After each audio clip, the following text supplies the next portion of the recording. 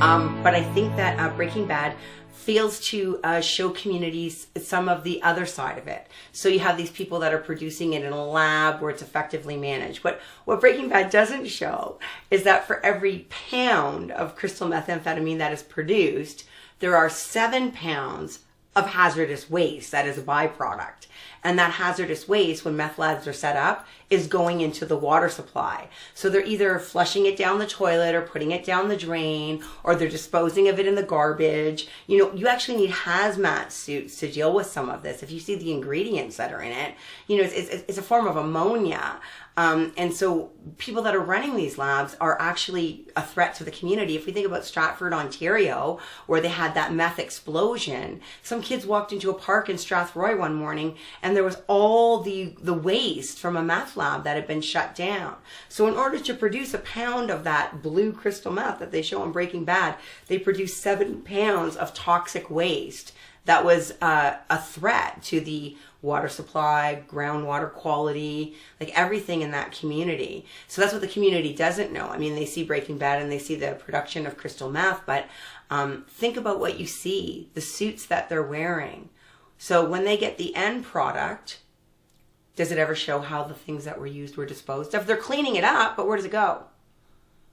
Well, I'm sure that the people that are producing meth in our communities are being ultra responsible and putting that in bins and taking it up someplace where it can be stored, like radioactive waste in like pools that are controlled by the government and regulated, right? They wouldn't just pour it in the ground or the river or put it down the sink, would they? That's not a threat to my drinking water, is it? Yeah, we should all pay attention to this. It has environmental considerations for all of us. You could be living next to a place where someone's putting this into your groundwater. How do you know? And then you grow tomatoes or something. Yeah, I mean, there's consequences for this as well for communities, right? And they have been, more than any other product, this product has been aggressively marketed to underage children. So in the Stratford area, they're putting it in little packets and calling it Quick. And they had the little stamp of the the Quick Rabbit on it there that drinks the thing. And it was like middle school kids, so like grades 7 and 8, telling them to put it in their milk at lunch, and it would make them feel like Superman, right? Wow. And the reason is, I mean, you got to give it to them for marketing, right?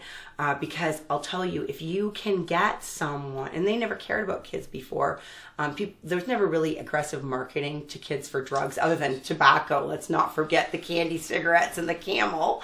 But nowadays, somebody in 7th, 8th grade, they've got disposable income. I mean, when I was 8th grade, I didn't have any money, but your typical 7th or 8th grader has access to resources. They've probably got a PDA, right? They probably got some gear. You know, grandma bought them the Beats headphone. They're rocking all of the gear. They got a skateboard. They got a hoverboard. They've got things in the house. If I can get them hooked, I can milk them for every resource that they have access to. Churn them and burn them and churn them and burn them. So what's the value when we look at what's a customer value, right? If we think from an economic marketing point of view, what's my customer value? Customer value of a grade 7 or 8 now has gone up enough that we're going to start to market to them. We do that with all kinds of products. Why do we think that it won't happen with drugs? As kids have more access to resources and disposable income, the people that produce drugs and profit from it will become more aggressive at marketing to that. They want that market share, and they're going to get it.